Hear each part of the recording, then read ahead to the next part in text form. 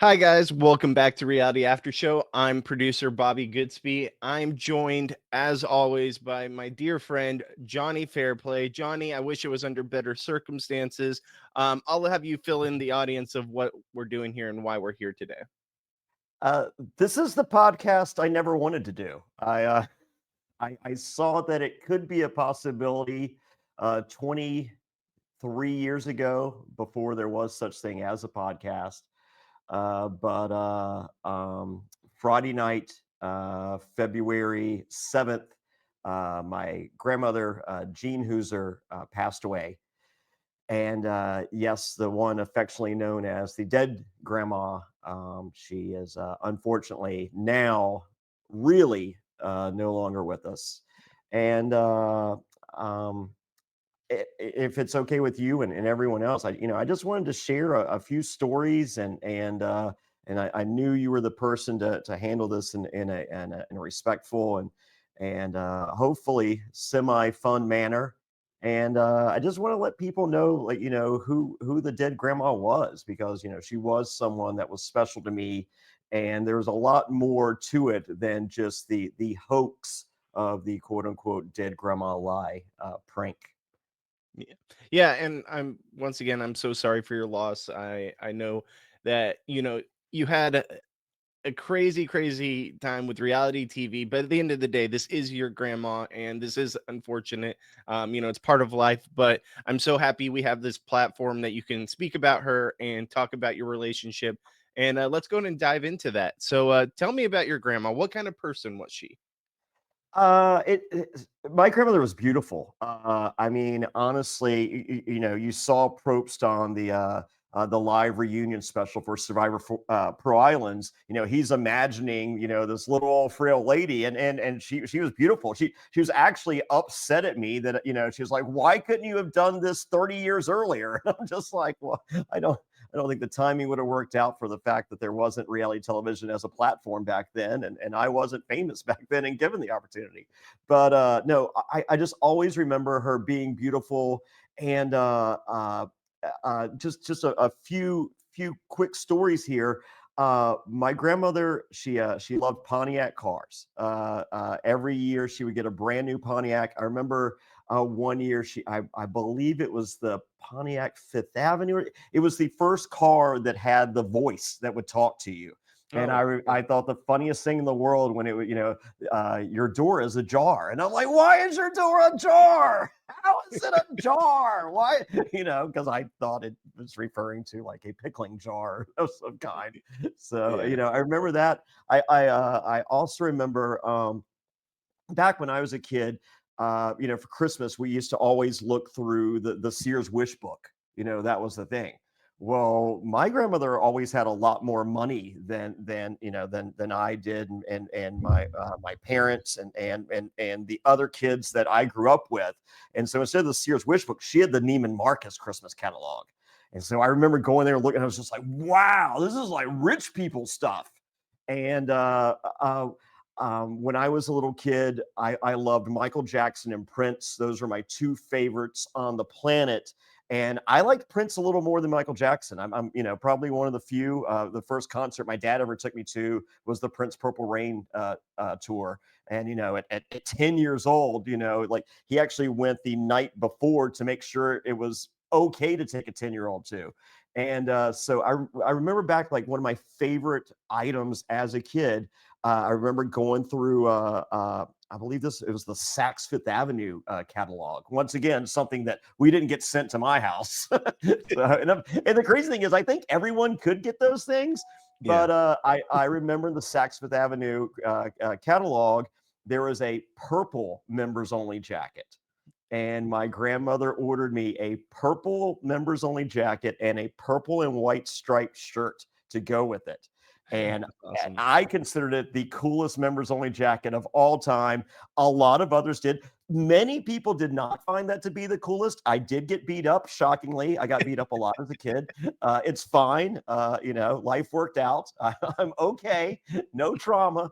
But I remember that. And I always remember my grandmother in her purse and her billfold. She would have her her wallet for like, her money or and her ID or whatever, but she would have like a fold out thing with all these credit cards. And I like she would open it up. There was like 24 credit cards she would have at all times. And I don't know if that was because she had that much money or that it gave her the illusion of having that much money. So, but I remember that, and in my grandmother's house at all times, no matter where she lived, it was always immaculate. Mhm. And um, um, my mom had five, or my grandmother had five children, and my mom was always prim and proper, and raised me to be prim and proper. And so whenever I would get toys, other kids would be like, "Hey, we're gonna play with GI Joes out on the dirt mound," and I wouldn't take my toys out there because I wanted them perfect. And my grandmother was always nice to me and to my mom and her children, but like grandkids, uh uh, I, I was always the favorite, and I and I think in addition to just my incredible personality, it was the fact that I was neat because Mhm. like she just had all these incredible tchotchkes from around the world, all these places she went, and just this beautiful, unique, rare items, but it was always immaculate, and I wouldn't ruin anything. And so I think that bond is something that allowed me to be her favorite, from this big to this big, because it just an appreciation for having nice, wanting to have nice things, eventually acquiring nice things and keeping things nice. That's awesome. So we talked about, your relationship with her when you were younger. How was your relationship with her as you grew up, went on reality TV? How has everything evolved in your relationship with her? Well, whenever I left home, at 18, and and lived everywhere from Portland, Oregon, to where I met Thunder D, the guy that did the Dead Grandma Lie with me, to Los Angeles for 8 years, and numerous other places. And whenever I would come home, it was one of the first people I would always want to see. And every time I see, she's like, "Hey, little boy," and I'd be like, "Hey, little girl." And that's just what we called each other, right? And of course she called me John John. That was the family name for me. But she was always just so kind, so happy. Hated taking pictures. Oh my God, she was like, "Oh, don't take," and so almost every picture, with the very few that I'm going to supply you,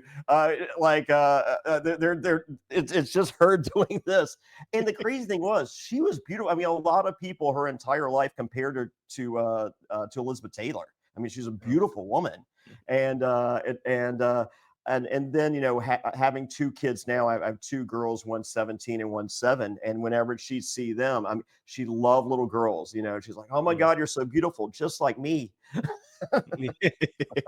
So she had a great relationship with your kids or grandkids? Yeah. Yeah. Yeah. No, she's a grandmother that loved to spoil. She just always giving, always thinking of other people. I remember just hearing stories, her telling me, she'd be on her way to work, and she'd see someone hitchhiking on the side of the road, that, obviously, needed money, and she'd pick them up and take them to get something to eat and then drop them. And you're like, "You can't do that." Yeah.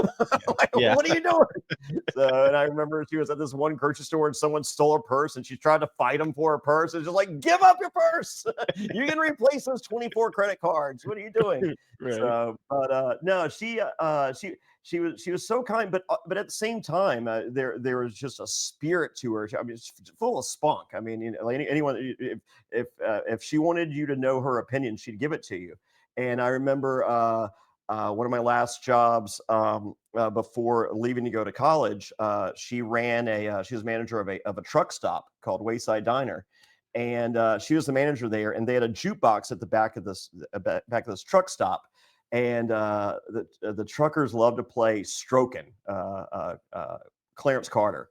Yeah. And she was so mad that A, that song was on the jukebox, and B, that people played it. And because she was just like, "How can you sit here and eat because she's like, one, it's like, stroke it to the left, stroke it to the stroke to the east, stroke to the west, stroke it to the one that I love best. Okay, really now." it's the elusive final verse. Stroke it to the north, stroke it to the south, and if that ain't good enough, I'll stroke it in your mouth. There's where she drew the line. Yeah, yeah. It sounds like from everything you've told me, she had an absolute wild life. Give some highlights from her life story. So, as I said, she was always likened to Elizabeth Taylor, and much like Elizabeth Taylor, she was married 7 times. So she said Wow. the difference between Elizabeth Taylor and herself was she never went back. So I guess Elizabeth Taylor remarried one of these. She did not. Okay. So Okay. when she was Okay. done, she was done. But she had 7 husbands, and in addition to that, she dated and lived with Farron Young, the host of the Grand Ole Opry. And he would do a little thing when he was doing the opening or closing. He was like, "And hey, Jeannie," so he'd give her a shout out on the air. And it Really? was funny because Farron Young had died a mysterious suicide, and I asked my mom, I'm just like, did Grandma do it? And she was like, "Well, kinda." I'm like, "What?" And she was like, "Well, he probably killed himself because he lived with her." So, all a joke, folks. But in addition, I just learned over the course of the last couple of days, she had a fling with Robert Goulet. Wild. So yeah, she lived in Vegas for a while. So yeah, she lived a lot of places. You asked about Survivor earlier, and Mhm. that was one of her favorite television shows. And as I said, she had a Pontiac every year. I believe it was Survivor Australia or Australia, so the second season of Survivor Australia, the Outback. And Mhm. the if I may be off on which season it was, but one of the prizes was a Pontiac Vibe, which Okay. was not an optimal vehicle for my grandma, but she Okay. got it because A, it was a Pontiac, and B, she wanted the car like the survivors had. That's hilarious. And this is before you were even on it. So, Yeah, I yeah, mean, and that's and and crazy. I do not think she built it out into a tent and did all the other things you were supposed to. So let's get into it. There's the dead grandma stunt that happened. Let's talk about your grandma and everything that aligns with what happened in that situation and what made you such a star as you are today. It was either going to be my buddy or my grandmother coming, and my grandmother's not here for a reason. My grandmother's sitting home watching Jerry Springer right now.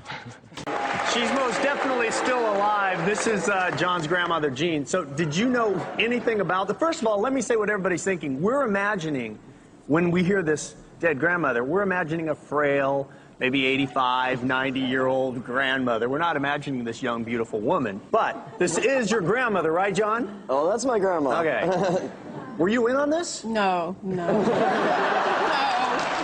No, No idea. no idea. No. When did you find out? When you found out. When we called. Right. Yeah, what happened was, after that challenge, we were all devastated, so we called back home to see if there's anything we could do, and you answered the damn phone.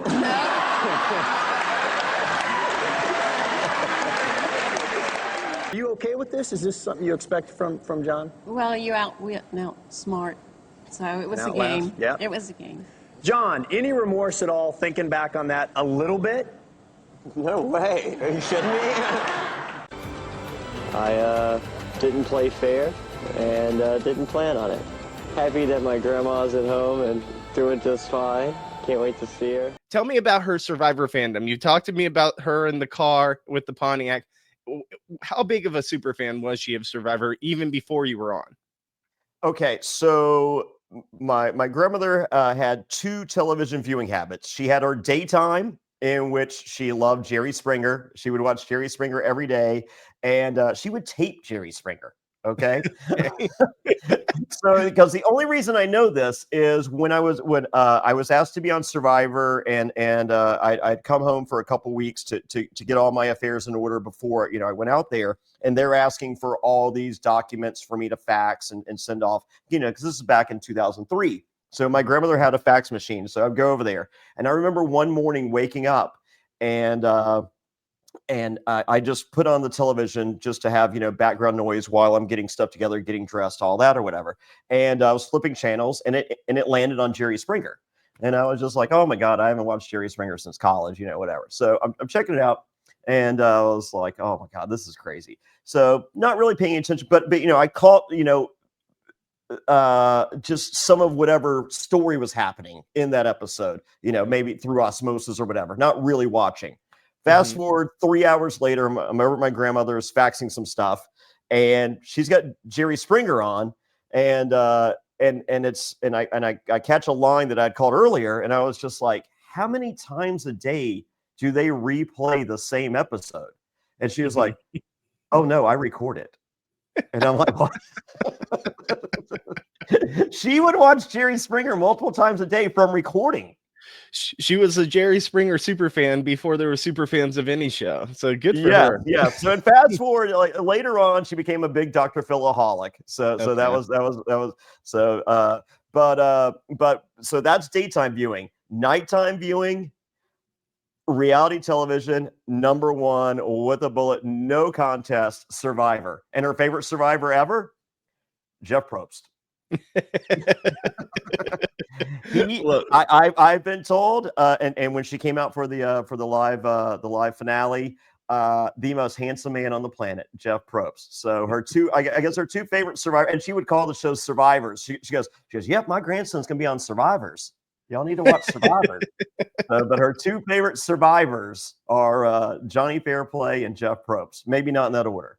so what was her reaction to you getting on the show? I'm sure she was shocked. She was just like she was like, you have to be careful, and there's backstabbing, and you have to look out, and don't fall in love out there. They'll get rid of you. And I'm like, I think we're gonna be safe on all counts. So as far as the backstabbing, a lot of it's gonna come from me. But yeah, no, beyond supportive and peek behind the curtain, Bobby, when you do Survivor and you come back then they wouldn't let you do any press before you go out there. Oh, okay. They would interview a family member about you. So like, with Rhino from my first season, they interviewed his mom, and she talked about, right before he went out there, his cat Stanley had passed, and so that was like Rhino's story that they did for whatever publication. So with mine, I had my grandmother do all of my press for me. And in every interview, I would sit there with her. In every interview, she was like, I almost died when I heard that my grandson was going to be on Survivor. She would start every interview with that. So it was a little carrot for everybody that was really paying attention. Oh, interesting. That's pretty cool. Okay, so obviously she was involved in the dead grandma stunt, but how involved was she? I told her before I went out there I was going to do that, and she was like, "What? You got to do what you got to do. You got to outwit, outlast, outplay." But she wouldn't use the exact verbiage correctly. And she was just like, she goes, "Whatever it takes, do it." She goes, "I love it." She was a full supporter of it.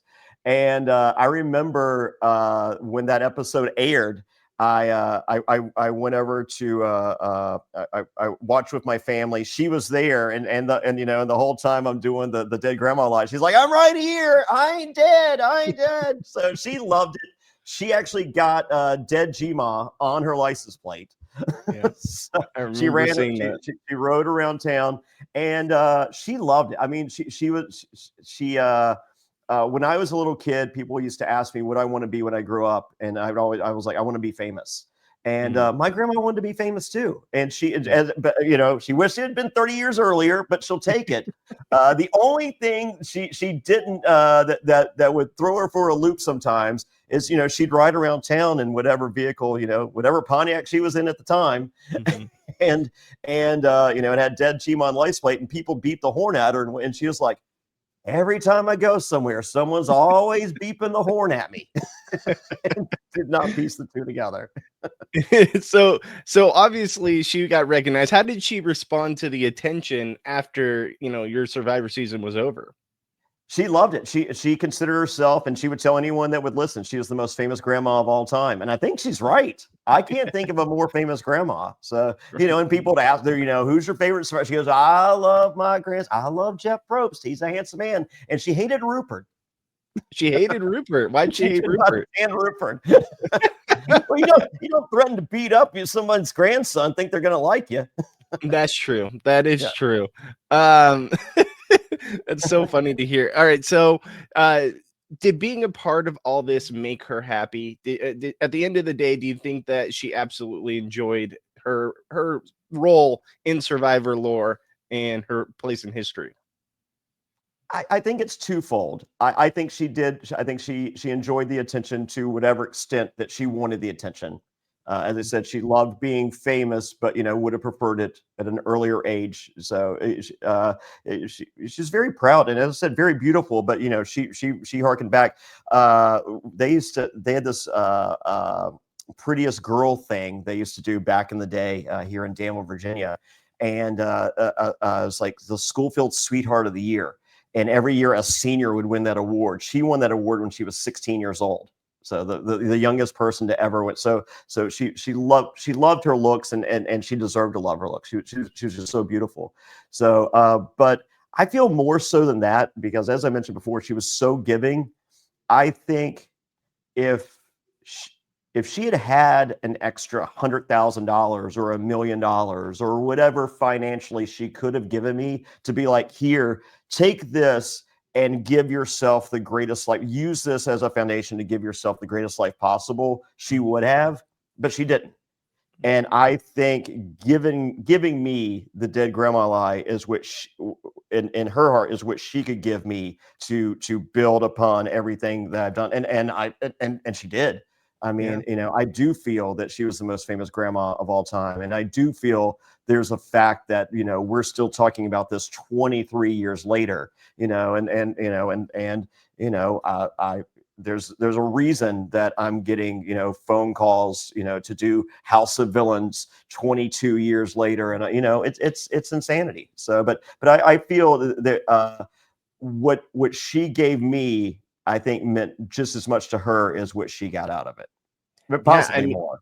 she is part of one of the biggest, if not the biggest moment in Survivor history. I mean, look at what your career has happened because of that moment, because of the dead grandma stunt. Like, it's truly remarkable. And I know we want to keep this kind of short. We just wanted to do a nice little memorial of her, and just get your side of her story. And is there anything else you want to go out telling us about your grandma, or anything else you feel like you need to, share with the people? I guess just a couple of things. As I mentioned, she did love Jerry Springer, Mhm. and Jerry Springer did reach out Really? to my grandma and invited her on the show. And she was like, oh, she was scared, she was petrified of the audience. And he was Oh. like, no, I'll make them be nice. She goes, oh, you can't control them, Jerry. As much as you think you can't.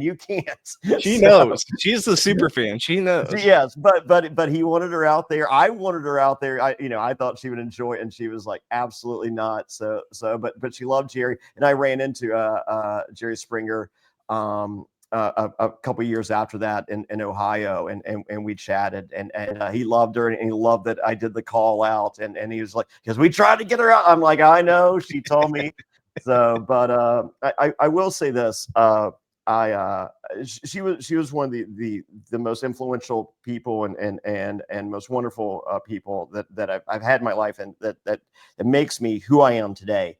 And I got word 3 days ago that she had been taken to hospice in Myrtle Beach, and so myself and my mom, we went to go see her. And she was not doing well. I mean, hospice they were it was an amazing hospice place, and they were giving her incredible care. So please know that. So, but they said that she had not drank anything in the course of the day. She had not eaten anything in the course of the day, and she had not spoken. She was done talking. There, and do not expect any talking. And so we prepared ourselves for that. And when me and my mom saw her, as I said, she hadn't swallowed in like 24 hours, and she was like, ah, like she made a noise, you know, and you know, and that was a lot, and that's all we were really hoping for, you know, and you know, we just wanted to, you know, to see her and talk to her, and the you know, the longer we were there, the more receptive she was to us, and before we left, she told each of us, like, I mean, and you could tell it took everything she had. She told each of us that she loved us. So I mean, and it took a lot. Yeah. So she told each one individually, "I love you," and that was really awesome. And like and you just to the will and the power to be able to do something like that, you know, when you don't have it, is it's pretty phenomenal. But let's have some fun. Whew. I can neither confirm nor deny that after that, she said that her last wish is that I go do Survivor season 50, The Traders, and Deal or No Deal Island. And I said, Grandma, who knew you had so many streaming services that you were a member of? So, but yeah, let's have some fun, Yeah. right? No, absolutely. You know, it's like I said, we love here. We're you know, happy to be a family here at Reality After Show. We consider, you know, the patrons and the fans that tune into us and support us. We consider you all family as well. So from the fans, from myself, from everyone that works on Reality After Show, we just want to say we're so sorry for your loss. And we're so glad you at least got to spend that time with her in her last few days. And so sounds like a remarkable lady, and I'm so glad that you got to come on here and share her story. And with that, I think that we're gonna head out of here. Johnny, any last words for the people? Grandma, you're the best, and I wouldn't lie about that.